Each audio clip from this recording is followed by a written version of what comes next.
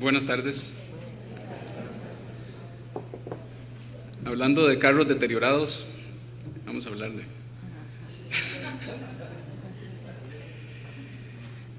de... vamos a hablar de deterioro. Esta, pues, no es una norma para después del almuerzo. Pero bueno, vamos a tratar de hacerla más o menos interesante.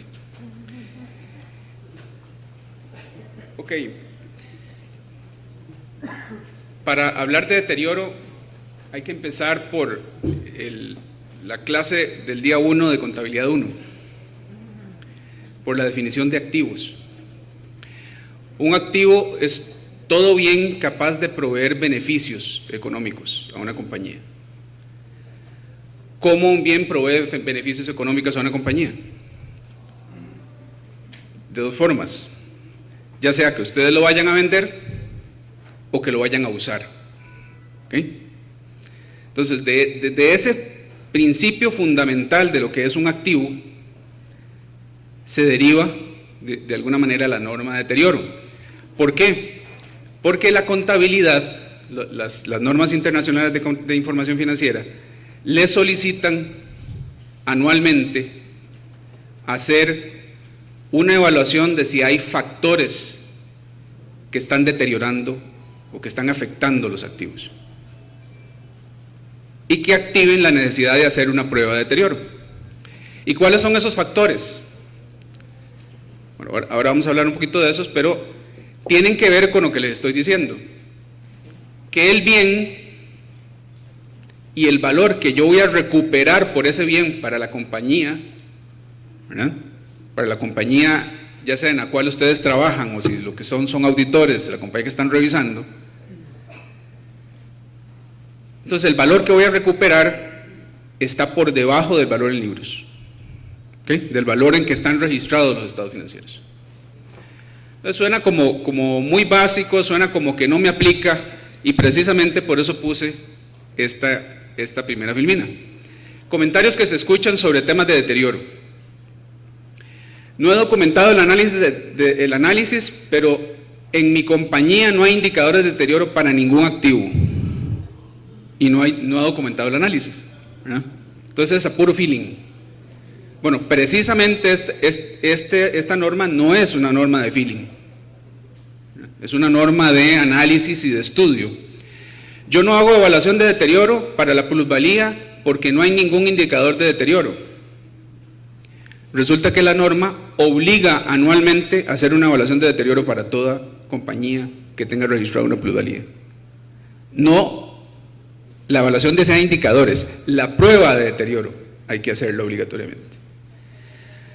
Aunque la disminución en ventas ya lleva 3 años, esto no es un indicador de deterioro. ¿Dónde está el análisis? ¿Verdad? Depende. ¿Por qué una disminución en ventas en una compañía puede ser indicador de deterioro? Puede que la línea de producción total que me está produciendo ese activo, al disminuir las ventas por diversos factores que habrá que analizar, está causando que los beneficios, ¿verdad?, que los flujos de efectivo por usar ese activo hacia el futuro vayan a ser mucho menores. Entonces tal vez lo que yo pienso que vale ese activo ya no vale lo que dicen los estados financieros, vale mucho menos. Entonces ese precisamente es el concepto del cual vamos a hablar en adelante.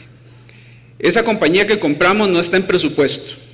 Lo que vamos a hacer es reestructurarla en el futuro para que produzca otra cosa. Este es un comentario típico de nuestra región, ¿verdad? Compro una compañía, no se sabe para qué la compré exactamente, no está produciendo mucho, no está vendiendo mucho, y pagué un montón de plata por ella. Y no hay ningún ajuste por deterioro registrado.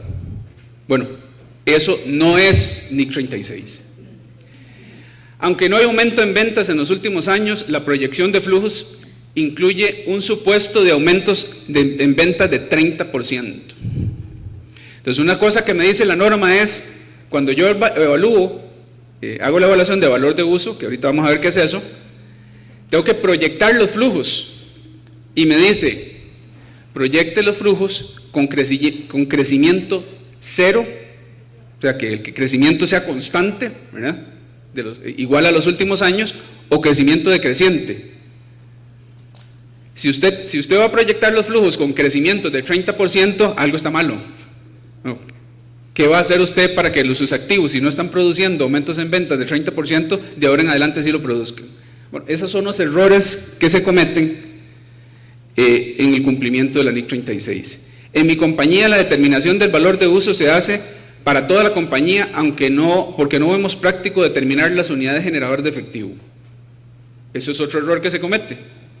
La norma requiere que se determine el nivel más bajo de grupos de activos que producen flujos de efectivo independientemente de las demás. Entonces, esta es una norma, por eso es una norma muy técnica, muy financiera, que requiere mucho esfuerzo de hacer la evaluación de deterioro. Y hay que tomarla en serio. Yo no hago evaluación de deterioro para la plusvalía porque los activos que compramos se fusionaron con otros. Otro error. Estos son comentarios típicos que en nuestra experiencia se hablan en las compañías. La norma requiere que igual se vuelvan, por ejemplo, si lo que tengo dudas, si está deteriorado es la plusvalía hay que volverla a distribuir después de una reestructuración para poder hacer la prueba de deterioro sobre las nuevas líneas de producto en la que está distribuida la compañía, la plusvalía. Aunque ha habido pérdidas por deterioro, no vemos la necesidad de evaluar vidas útiles, métodos de depreciación y valores de rescate. Cuando hay un ajuste por deterioro en un activo, ¿verdad? Eso ya les está diciendo que lo que ustedes habían presupuestado, entre comillas, para ese activo, en cuanto a vida útil, ¿verdad? Método de depreciación probablemente, valor de rescate, ya no vale de nada. Hay que volverlo a evaluar y ajustar la contabilidad, no solo por el deterioro, sino por lo que de aquí en adelante producirá el activo. Entonces, esto nada más lo puse solo para llamar la atención, todavía no hemos empezado. Estos son las normas o los conceptos para los cuales no aplica la norma de deterioro, por una sencilla razón. Cada una de estas normas, inventarios, contratos de construcción, activos por impuestos diferidos, activos financieros, NIC 39, beneficios empleados, propiedades de inversión, activos biológicos, contratos de seguro y activos no corrientes disponibles para la venta, tienen su propia metodología de medición y de registro. ¿Verdad? Entonces, todo lo que no es esto, todos los activos que no están en esta lista, les aplica la NIC 36. Esto que se ve horrible, yo sé. Esto es la norma resumida. Entonces, esto lo que dice es que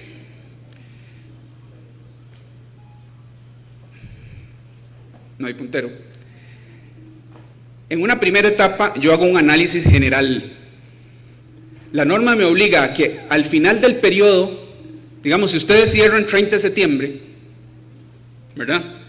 Algunos me volvieron a ver, debe ser que cierran el 30 de septiembre, deberían estar haciendo la evaluación de si hay factores de deterioro.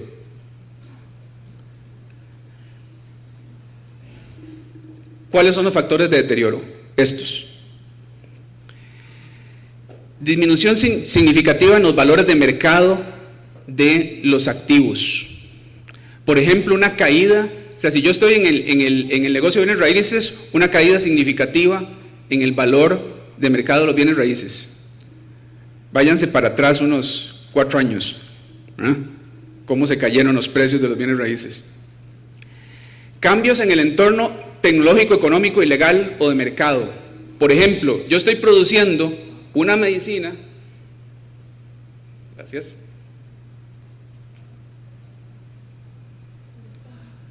Ok, yo estoy produciendo una medicina, ¿verdad? Y la competencia descubrió una que es es 3 veces más efectiva. Normalmente en un mercado, ¿qué pasa con mi producto?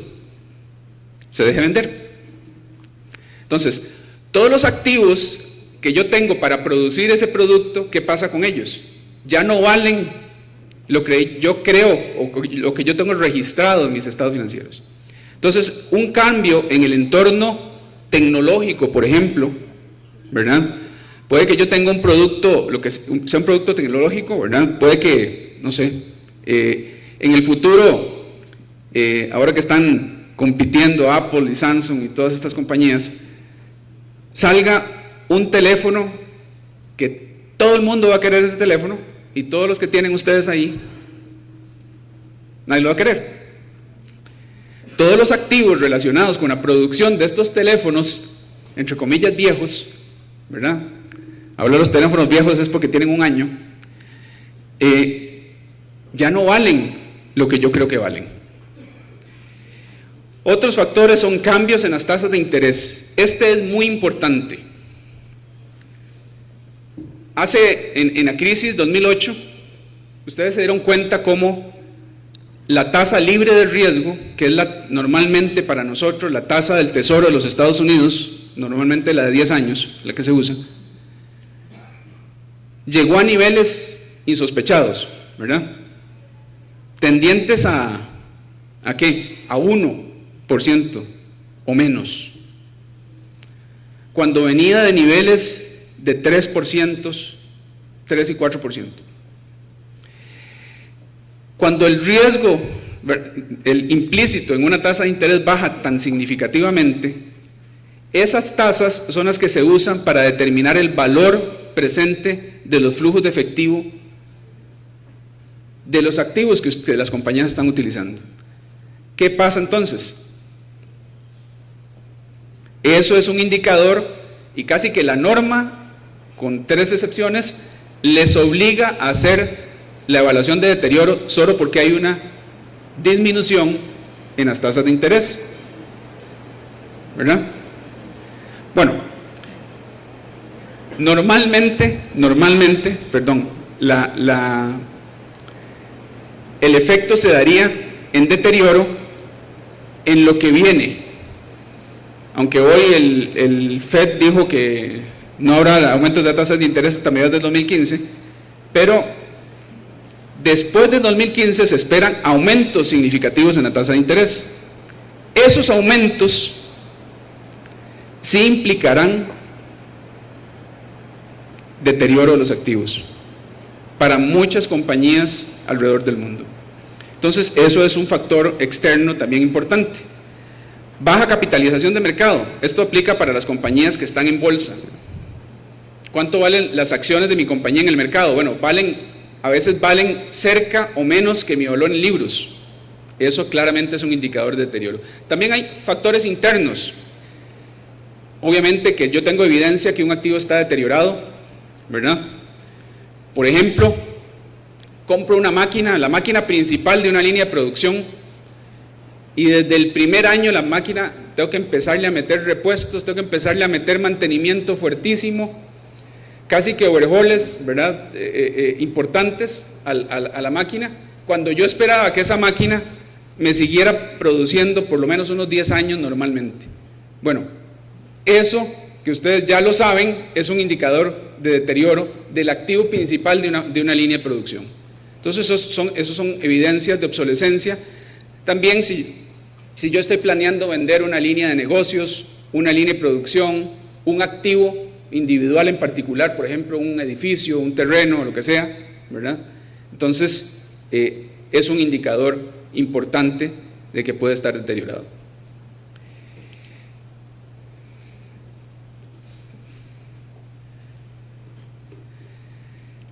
En la segunda fase, ¿okay?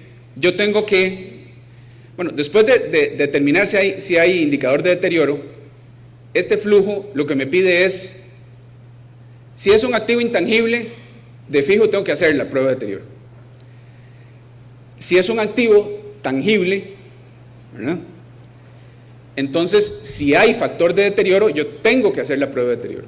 Y la prueba de deterioro, resumiendo, es voy a determinar el valor de venta menos los costos de disposición de esos activos, ¿verdad? Y o el valor de uso de esos activos. Si esos valores, cualquiera de esos dos, son mayores que mi valor en libros, no hay deterioro. Pero si esos valores son menores que mi valor en libros, ¿verdad? Los dos son menores que mi valor en libros, hay deterioro. Algo estoy haciendo. Ok.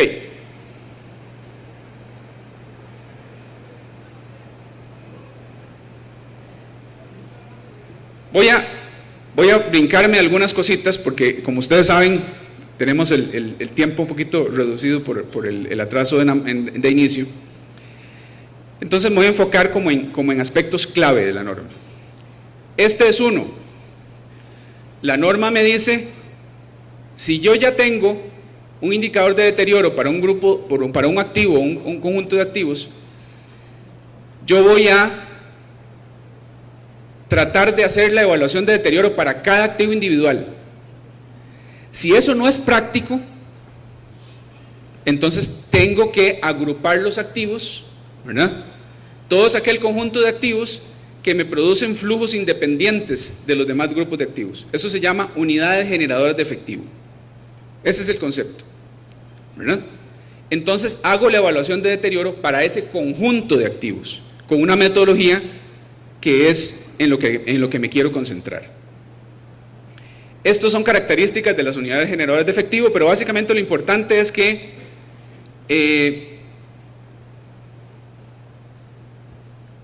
producen flujos independientes. ¿De acuerdo?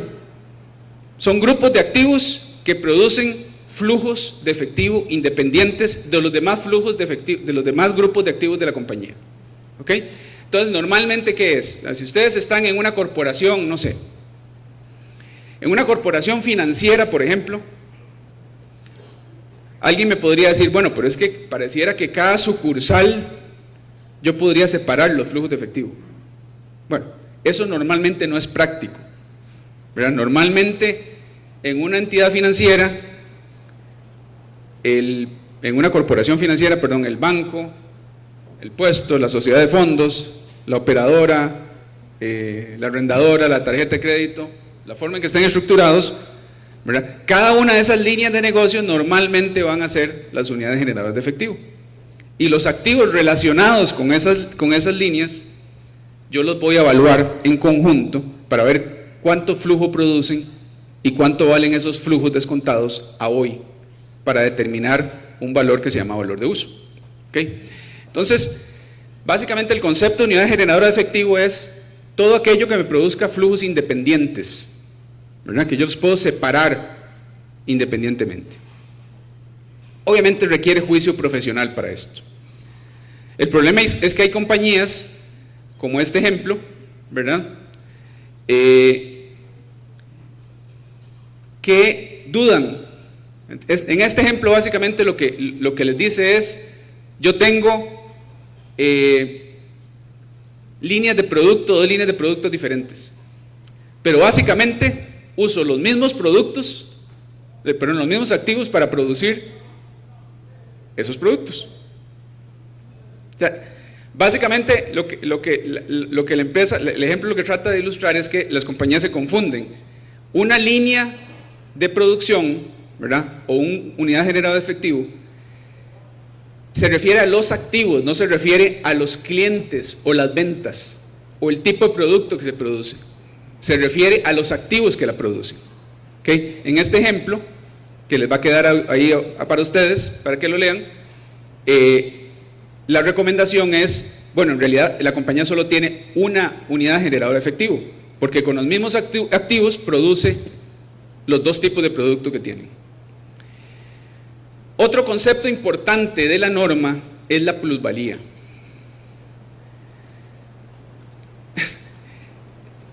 Recuerden que la norma que origina todo esto es la NIF 3 de combinación de negocios, ¿verdad?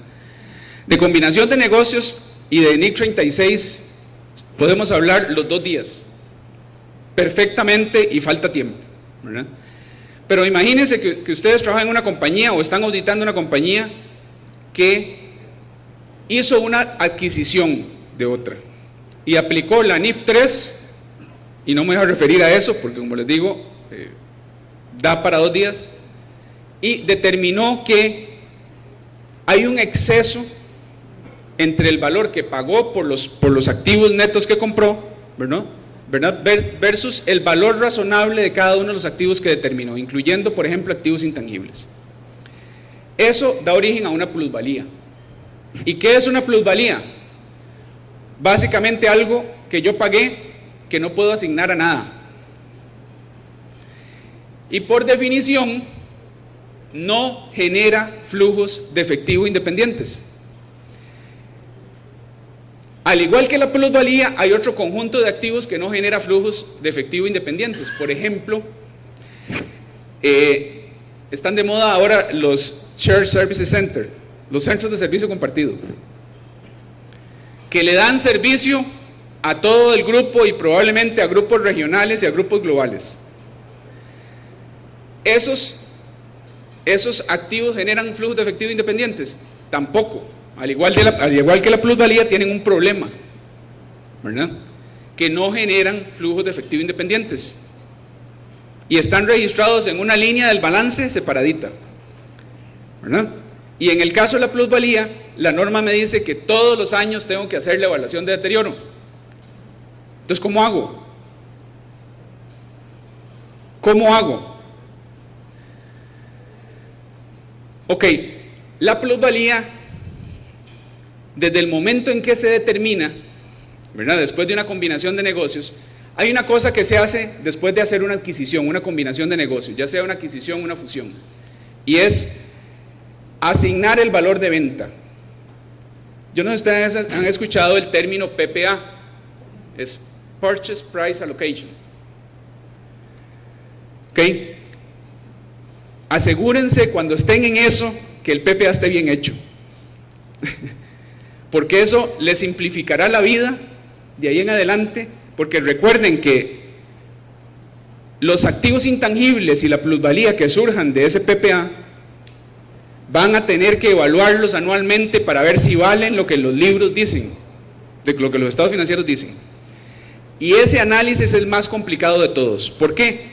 Porque resulta que el valor de esa plusvalía, ¿verdad?, y muchas veces el valor de activos intangibles que tampoco producen efectivo separadamente, hay que asignarlos en activos que se están viendo beneficiados por la combinación de negocios. ¿Qué es un activo que se está viendo beneficiado por la combinación de negocios? No sé, si ustedes están en el negocio de la construcción y están produciendo cemento y están produciendo también,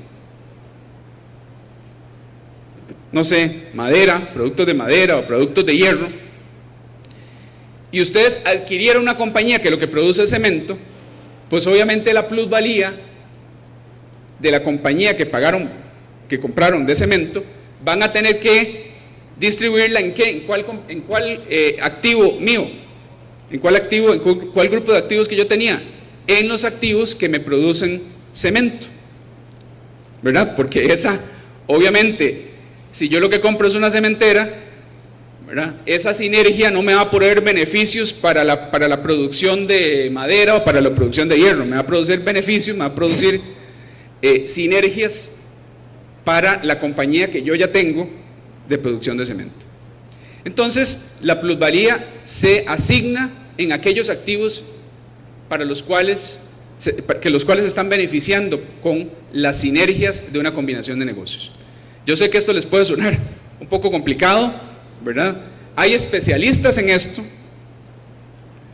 Las compañías contratan especialistas para que les hagan el PPA en una combinación de negocios y para que les hagan muchas veces inclusive las pruebas de deterioro de activos intangibles y de plusvalía. Normalmente la plusvalía se asigna en los niveles en los cuales, ¿verdad?, aquellos niveles del negocio o grupos de activos en los cuales la compañía los controla, que son los mismos que se revelan bajo NIC 8, segmentos, ¿verdad? Entonces la definición de segmentos aplica también para la asignación de plusvalía. Frecuencia de las pruebas de deterioro. Para la plusvalía, para activos intangibles de vida indefinida, un activo intangible de vida indefinida puede ser ¿qué? Una licencia. Yo adquirí una licencia, yo adquirí una marca, una licencia que no tiene vida, o sea que me dieron la licencia sin un límite de vida, una marca en donde yo no veo al futuro que ese producto relacionado con esa marca vaya a declinar en el mercado tanto como para que se desaparezca la marca. ¿Okay? Activos como esos son activos intangibles de vida indefinida. Y también activos intangibles de vida definida, pero que todavía no están en uso, que están por ahí en esa etapa de sacarlos para el uso. Todos esos activos, la prueba de deterioro es obligatoria anualmente. Para todos los demás activos, yo hago prueba de deterioro si determino un indicador de deterioro. ¿Ok? Esa es la regla sobre la frecuencia de las pruebas. Ojo, si yo el año pasado hice una prueba de deterioro para una unidad generadora de efectivo para la cual tenía un indicador de deterioro, me dio que estaba bien, me dio más bien que el valor recuperable del activo está muy por encima del valor en libros, yo puedo usar ese estudio para este año también. Obviamente, tengo que ver si el estudio está vigente, si tengo que actualizarle algo, pero esto es importante, la norma me permite usar estudios del año pasado, me dice a mí, del periodo pasado. Eso es importante, voy a brincarme esto. Esto es lo que les decía, tenga cuidado con la plusvalía y con los activos comunes. Los activos comunes es el ejemplo que les puse de los centros de servicio compartido. ¿Qué pasa? Imagínense que ustedes, la compañía para la que trabajan decidió poner un centro de servicios compartidos que le da servicio a todas las unidades. Metieron un montón de gente, ¿verdad? Pero resulta que años después se dan cuenta de que, bueno, lo que pensaron que le iban a sacar a ese centro de servicios compartidos no fue así. O sea, el negocio no funcionó. Ya hay un indicador de deterioro. ¿Cómo hago una evaluación de deterioro para un centro de servicios compartidos si lo que está produciendo, ¿verdad?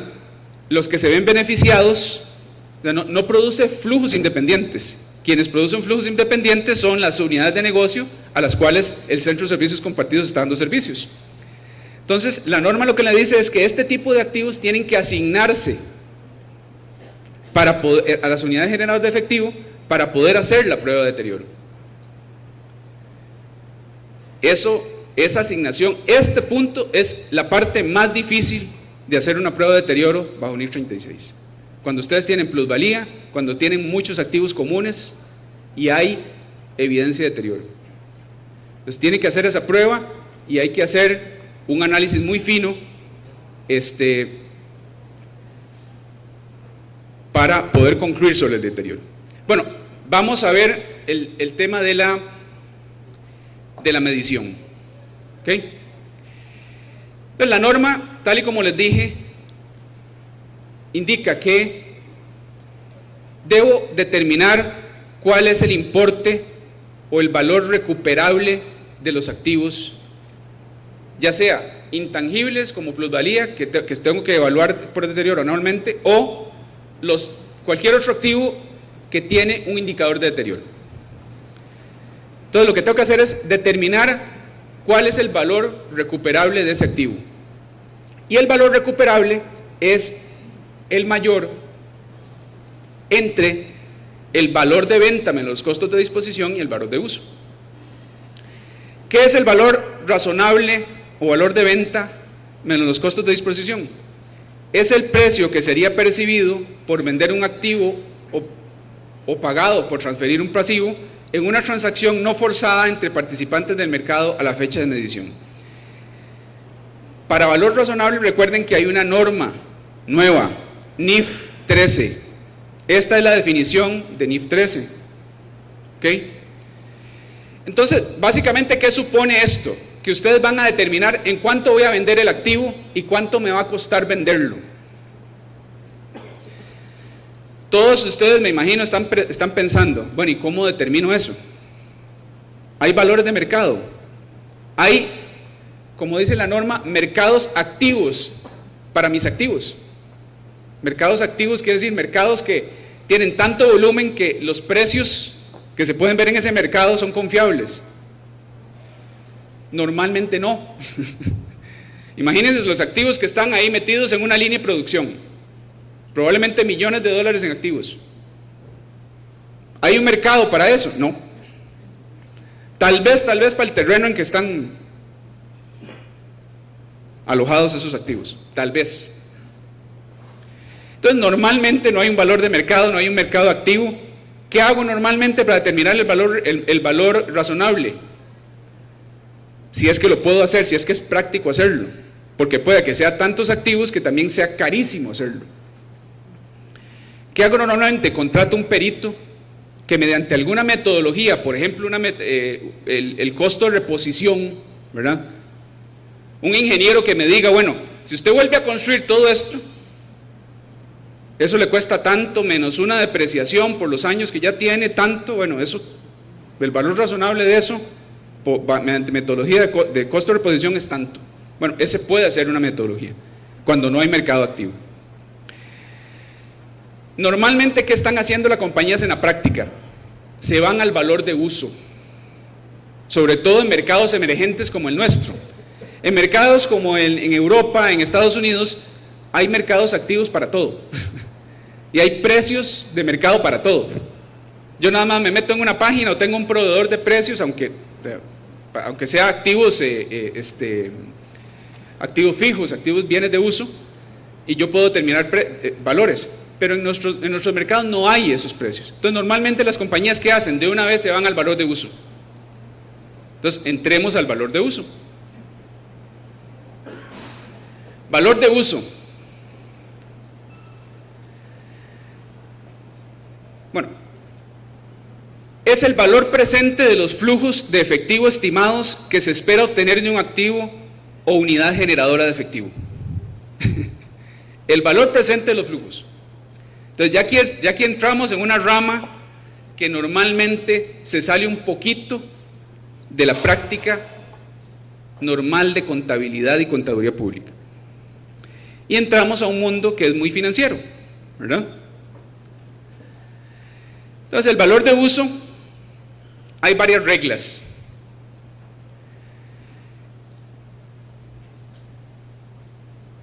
Lo que tengo que hacer para determinar el valor de uso es proyectar flujos. ¿Ok? Entonces, ¿cómo se componen esos flujos?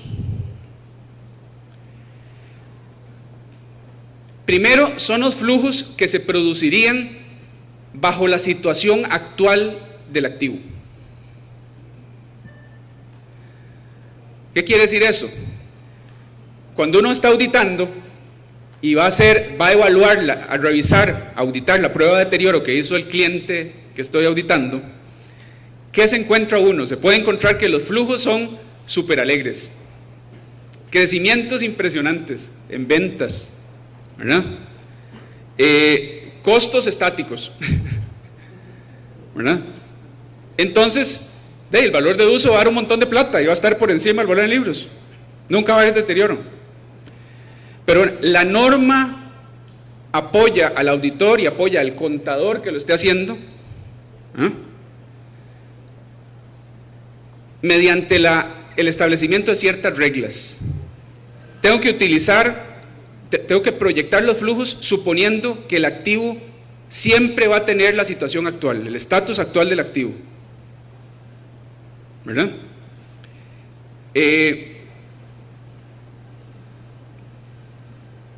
Que me baso en hipótesis razonables de crecimiento, normalmente en presupuestos, esos presupuestos que hace la compañía cuando hace planeación estratégica, que los hace a 5 años, ¿verdad? Normalmente se basa en eso, cosas realistas. Los flujos se proyectan máximo a 5 años, esta es la regla. También es otra cosa, llegamos a las compañías y están proyectando a 20 años. ¿Cuál es la justificación para proyectar a 20 años flujos de efectivo? Muy pocas. Se estiman los flujos posteriores al periodo presupuestado, extrapolando las proyecciones incluidas en esos presupuestos, utilizando escenarios de crecimiento, de tasas de crecimiento constantes o decrecientes. Entonces, si yo voy a revisar flujos de efectivo y están proyectando, como les decía el ejemplo antes, 30% de aumentos en ventas, cuando lo que viene teniendo en los últimos 3 o 4 años son aumentos en ventas del 5%, no tiene sentido. Están metiendo un gol en la proyección. Entonces, proyecciones razonables de acuerdo con el histórico de los últimos años. Las tasas de crecimiento no deben exceder las tasas de crecimiento de la industria, de los productos similares en la industria que tienen otras compañías. Debe incluir flujos a recibir o pagar por la disposición de activos al final de su vida útil. Eso debe formar parte de las proyecciones. Y los flujos de efectivo normalmente se estiman en la moneda en que se producen. Debo decirles que en la realidad esto no se respeta en la práctica. Normalmente se proyectan flujos en dólares y se hacen los ajustes por riesgo de tipo de cambio. ¿Por qué? Porque ahora vamos a ver que los insumos para determinar tasas de descuento provienen de mercados, o sea, los insumos como la tasa libre de riesgo, los beta, ya vamos a ver qué es, ¿de dónde provienen? De mercados desarrollados, en dólares, ¿verdad? Entonces, normalmente este ejercicio se hace en dólares, esa es la práctica. Aunque la norma dice, proyecte en la moneda en que se generan los flujos. ¿Qué no debe incluir las estimaciones de flujo de efectivo? Una reestructuración futura para la cual la compañía no esté 100% comprometida y que hasta una provisión tenga, la provisión establecida bajo NIC 37. Mejoras o aumentos en el rendimiento de los activos, o sea que yo hoy proyecto que los aumentos en ventas son 30, 40% y pongo en mis flujos que es que yo voy a mejorar los activos haciendo inversiones ahí importantes. Bueno, eso normalmente no se incluye. Sí se incluye si hubiera una reestructuración que hoy por hoy esté presupuestada y esté provisionada. Entradas o salidas de efectivo por actividades de financiamiento, ¿verdad? ¿Por qué no? Porque yo para usar la tasa de descuento, yo contemplo el valor del dinero en el tiempo. Entonces, cuando usted proyecta y trae valor presente, no proyecta ingresos y gastos por intereses.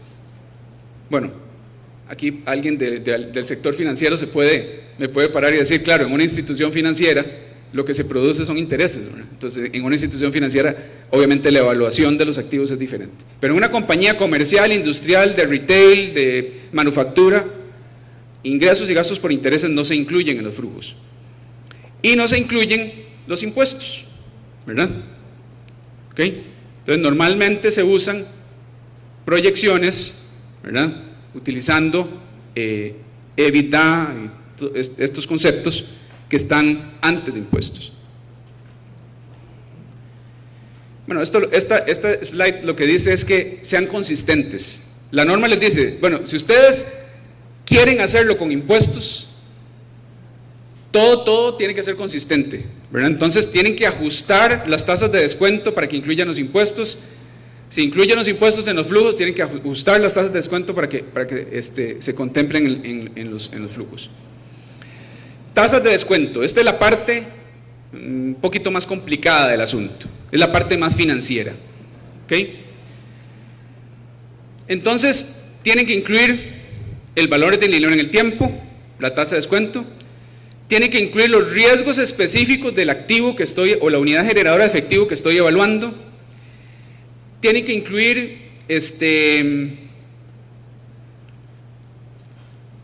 bueno, básicamente esas dos cosas, que es lo que te dice la norma. Entonces, ¿qué se ha hecho en el mercado? En los mercados emergentes se ha hecho poco. O sea, normalmente las fórmulas vienen de mercados europeos, mercados de Estados Unidos, ¿verdad? Los que trabajan en finanzas o han trabajado en finanzas, este concepto va a ser muy normal, el WACC. ¿Okay? Es la tasa promedio ponderada de costo de capital. ¿Okay? Esa es la fórmula. Perdón, yo tengo otro. En donde tengo el costo de capital, tengo el costo de deuda, y lo que hace la fórmula es sacar un ponderado, ¿verdad? Un ponderado de costo de capital, costo de deuda. Eso es muy sencillo. Y todo el mundo, vamos a ver, esto es finanzas 1, ¿verdad? Esto es muy sencillo. La cosa se complica al determinar, bueno, ¿cuál es el costo de capital?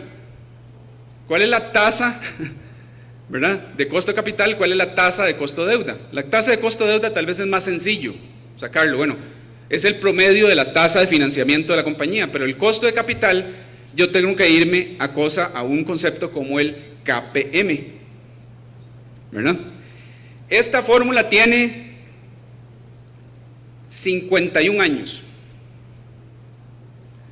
y todo el mundo la critica, principalmente que no aplica para mercados emergentes, pero es la única que hay. Así que no nos pongamos difíciles, no inventemos el agua tibia. Los 3 economistas que la inventaron, creo que ganaron un premio Nobel por esto. Ok, básicamente, ¿qué es lo que dice esta tasa? Esta fórmula. Dice que vamos a ver, si yo voy a meter plata en una compañía,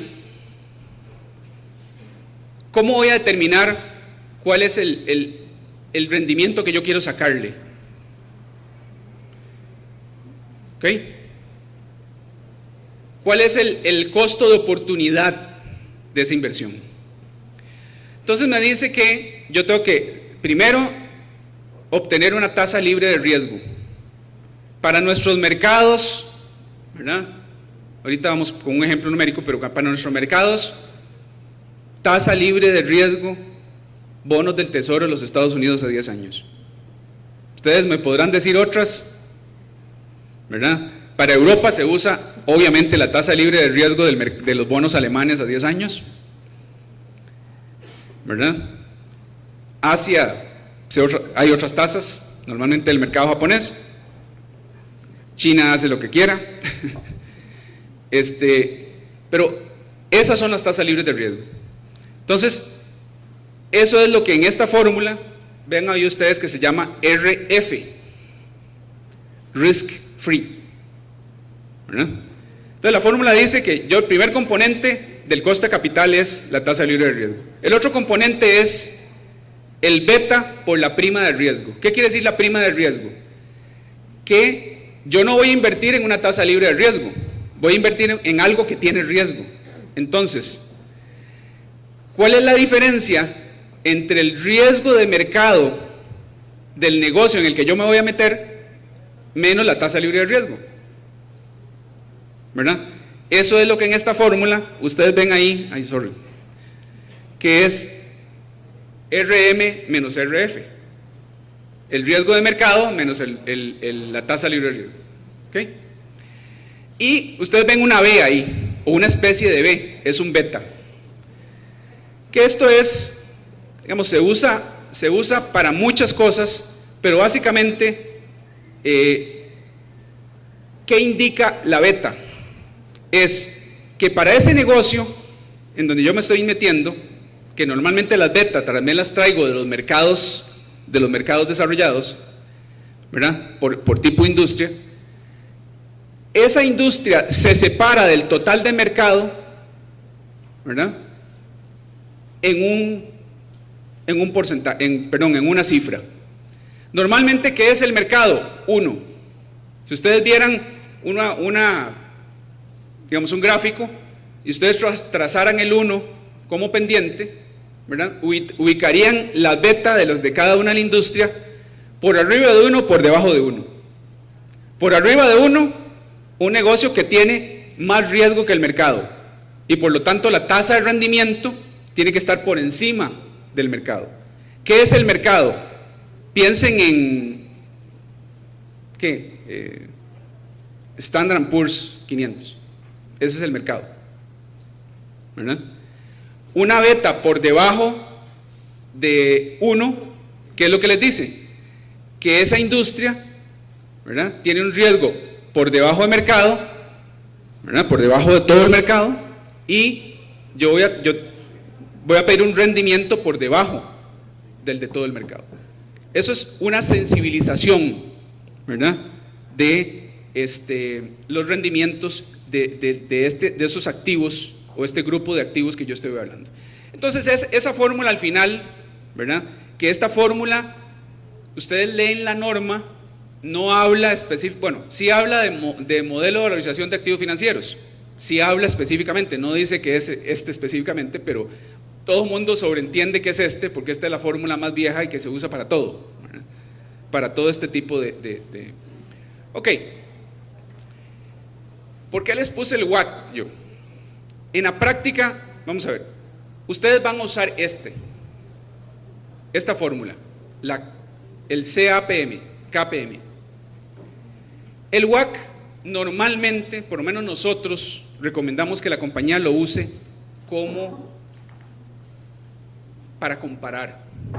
La tasa de descuento que determinó, compararla con lo que daría el WACC para ver si está muy por encima o muy por debajo. Al final, lo que necesitamos es una tasa de descuento razonable para el negocio en el que ustedes se metieron y para el negocio para el cual están evaluando el valor de uso de un activo. Entonces, bueno, aquí en la fórmula se me quedó una cosa que no estaba en la fórmula original. Este es el KPM ajustado, y es agregarle un alfa. El anexo del NIC 36 les dice a ustedes que ustedes tienen que ajustar la tasa de descuento por los riesgos específicos del activo que están evaluando. Entonces, básicamente, ¿qué es el alfa? Está definido acá en la respuesta de un casito que les traía. El factor alfa representa la prima de riesgo específica para el activo, la unidad generadora de efectivo, y puede requerir que se adicione al costo del patrimonio cuando se determine que una unidad generada de efectivo conlleva un riesgo adicional. Por supuesto que un activo produciendo en Costa Rica genera un riesgo adicional, ¿verdad?, en una fórmula como la que les acabo de decir, ¿verdad?, en donde estoy tomando betas americanos, en donde estoy tomando tasas libres de riesgo americanos. Entonces yo tengo que ajustar la tasa de descuento para que me dé un valor razonable para Costa Rica. ¿Okay? Y esos riesgos que incorporan: riesgos de mercado, riesgos financieros, riesgo país, riesgo de proyección, riesgo de insuficiencia de liquidez, riesgo de tipo de cambio puede ser también, ¿verdad? Eso es un factor alfa. Este factor alfa requiere mucha discrecionalidad. ¿Okay? Está a discreción de la gerencia cuando determina la tasa de descuento para determinar el valor de uso y determinar al final si hay deterioro. Entonces, yo aquí les traigo un ejemplo. Se lo repaso muy rápidamente, porque no lo vamos a ver, ¿verdad?, paso a paso, pero es un ejemplo mexicano. Si traigo un ejemplo tico, se van a dar cuenta de cuál es la compañía. Les traigo un ejemplo mexicano, ¿verdad? Entonces aquí este es un ejemplo que ya tiene unos años, el ejemplo, ¿verdad? Entonces, proyecto los indicadores financieros, los indicadores económicos de la compañía. Los voy a necesitar más adelante. Aquí tengo todos los indicadores para los próximos 5 años. Tengo los estados financieros de la compañía, que lo que me interesa básicamente, ¿qué es? Los activos, ¿verdad? Es algo muy importante, porque hemos llegado a ver pruebas de deterioro que lo que están es evaluando el activo neto, o sea, el patrimonio de la compañía. No, en NIC 36 olvídense del concepto de evaluación de compañías, es el concepto de evaluación de activos nada más, de los activos de la compañía. Entonces, este es un negocio que dice tubería y accesorios. Entonces vamos a llamarle tuberías. Es un negocio de tuberías en donde, bueno, primero se le extraen, perdón, aquí se hizo un ejercicio para extraer cuál realmente eran los activos dedicados a tuberías. Entonces se sacaron otros activos que generan efectivo independientemente, que no voy a evaluarlos. Tengo un indicador de deterioro para el negocio de tuberías en la compañía que estoy evaluando. Primero me voy a ver el valor razonable, según lo que me recomienda la norma, porque según la norma puede haber un valor de mercado y es muy fácil conseguirlo, pero eso no es la realidad. Entonces aquí en este caso no hay ningún ejercicio. Como les digo, ¿cómo hace para determinar el valor razonable? Contraten un perito que les diga, ¿eso es tarjeta amarilla o tarjeta roja? Amarilla. Ok, ya casi. Entonces no hay valor razonable, me voy al valor de uso. ¿Ok? Proyecto flujos. Entonces normalmente los flujos yo voy a proyectar ingresos derivados del uso del activo, menos costo, menos gastos de operación, obviamente le elimino la depreciación, estamos hablando de flujos. Cualquier inversión CAPEX es Capital Expenditure, digamos cualquier inversión de capital para mantener el activo produciendo bajo la situación actual, obviamente, y cualquier, digamos, inversión en capital de trabajo para mantener el activo en su situación actual, y determino los flujos de efectivo. Entonces, voy a adelantarme un poquito. Si ustedes ven acá, van a ver que estas proyecciones son ingresos constantes o decrecientes, respetando lo que dice la norma. No hay nada muy volado, ¿verdad?, en estas proyecciones. Entonces, al final, llego aquí. Llego a unas proyecciones, llego a utilidades líquidas netas, le quito la depreciación. Esto está así, eso normalmente en las fórmulas ustedes no lo van a ver así, ¿verdad? Bueno, al final llego a flujos de efectivo ya netos, quitándoles los CAPEX que le dije y cualquier capital de trabajo que requiero para mantener el activo en la situación actual, y determino una tasa de descuento. En este ejemplo, por ejemplo, ¿verdad?, tomaron la tasa libre de riesgo 10 años en el mercado americano, le aplicaron una beta, que es una beta desapalancada. Ojo, recuerden que no podemos incluir el costo financiero, ¿verdad? Entonces tenemos que hay una fórmula para desapalancar las betas, o inclusive hay betas que ya están publicadas desapalancadas, o sea, sin incorporar el costo de intereses dentro de la beta. Determino la beta y la prima libre de riesgo. Recuerden que la prima libre de riesgo es la tasa del mercado del negocio en el que yo estoy menos la tasa libre de riesgo, ¿verdad? Que en este ejemplo dio 7.2, que se multiplica por la beta, que es 0.59, y se le suma la tasa libre de riesgo, que en ese momento era, vean en los niveles donde estaban la tasa de 10 años, 4 y resto en estos años. Eso da 8.10. ¿Y qué sigo? Con algo parecido a un alfa, al factor alfa que les explicaba. Le agrego riesgo país, le agrego riesgo liquidez, riesgo tipo de cambio, ¿verdad? Un estimado, obviamente razonado, documentado, de por qué le estoy agregando estos factores, y determino una tasa de descuento de 14.40. Las tasas de descuento para nuestro país tienen que andar por ahí, mi feeling es entre 10 y 15%, dependiendo de la industria, ¿verdad?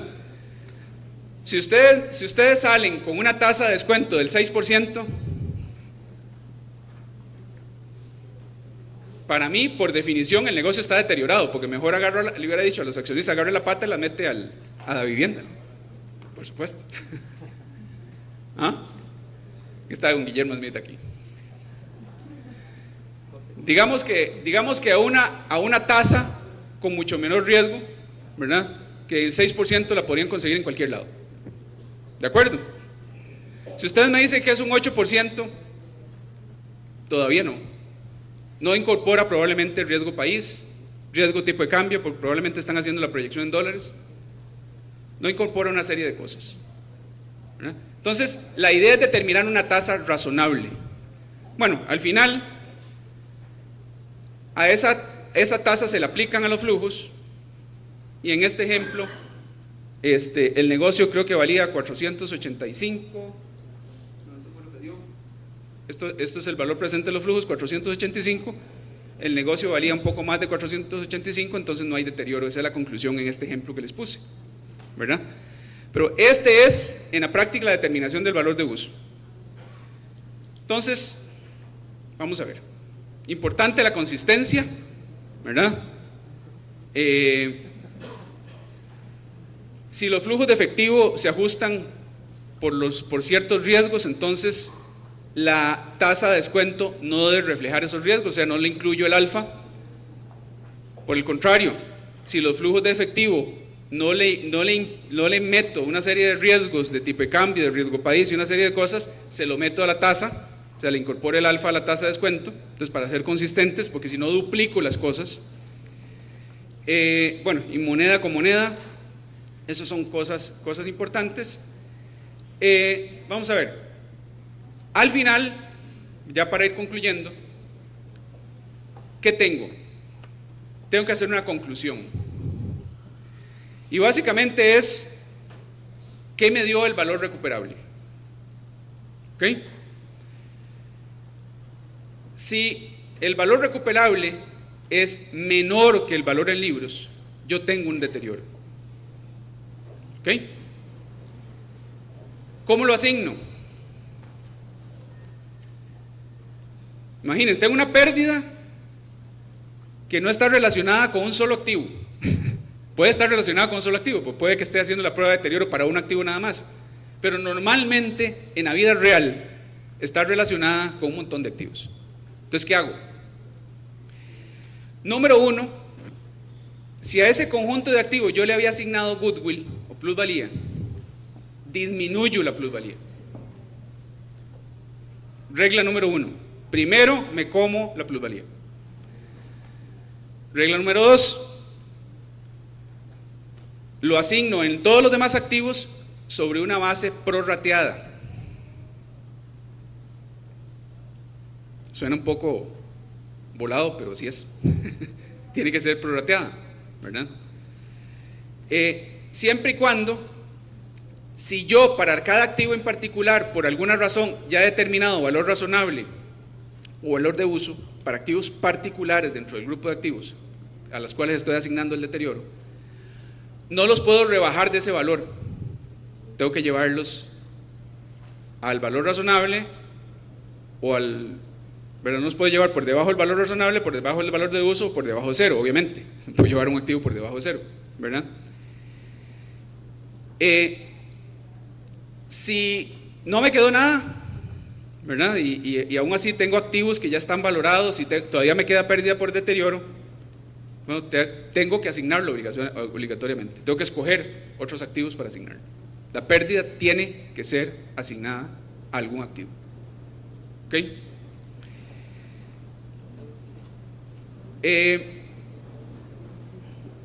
Reconocimiento. ¿Dónde? Primero disminuyo el activo, pero ¿dónde tiro el otro lado del ajuste? Resultados. A no ser que el activo para el cual le estoy distribuyendo la pérdida por deterioro haya sido revaluado, en cuyo caso, ¿qué me como? ¿Verdad? Me como la revaluación del activo y el superávit por revaluación. Hasta donde alcance. Si se me agotó el superávit por revaluación, el resto va a resultados. Ok. Reversión de pérdida por deterioro. Yo puedo hacer el año siguiente otra vez la evaluación de valor de uso y determinar que el negocio mejoró, los factores de deterioro que había encontrado, no sé, bajaron significativamente las tasas de interés, etcétera, etcétera. ¿Qué pasa? Resulta que recuperé el deterioro que había registrado. Regla número uno, si había asignado deterioro al goodwill, el deterioro de la plusvalía no lo puedo reversar. Eso es un cambio que se dio con la emisión de la nueva NIC 36 en el 2004. No puedo reversar deterioro de plusvalía. Sí puedo reversar el deterioro que asigné a todos los demás activos. ¿Ok? Sí puedo reversar ese deterioro. ¿Contra qué? Contra los resultados o contra el patrimonio si lo que me comí fue el superávit por revaluación o no sé, o alguna ganancia no realizada, alguna otra partida que estuviera en el patrimonio. En el patrimonio, ahora no debería ser patrimonio, debería ser otro resultado integral. El ORI que por ahí dijeron. Entonces, así es como se reversa. ¿De acuerdo? No se puede reintegrar el valor de la plusvalía. Bueno, hay revelaciones extensivas, ¿verdad? Les recomiendo que busquen un estado financiero ilustrado completo bajo NIF para que vean una nota de cómo se revela la asignación, por ejemplo, del goodwill, de la plusvalía, en las unidades generadoras de efectivo, ¿verdad? Para efectos de la prueba de deterioro, cómo se revela cuando hay una pérdida, cómo se revela cómo se hizo la determinación del valor de uso, tasas de descuento, supuestos en los flujos, todo eso hay que revelarlo y la revelación es exhaustiva. Entonces, bueno, aquí hay algunas conclusiones. Lo que no deben considerar los flujos de efectivo, que lo repasamos. En el caso de una pérdida por deterioro, la plusvalía no se elimina, no se reversa. El goodwill se asigna en las unidades que se ven, en las unidades de efectivo que se ven beneficien con las sinergias, y todos los activos comunes también deben de asignarse en los flujos en las unidades generadoras de efectivo. Bueno, esto me parece que ya sale sobrando. Disculpen la carrera, tenemos poco tiempo y esta norma es un poquito complicada. Espero que por lo menos les haya quedado el concepto claro y si tienen alguna pregunta, con mucho gusto.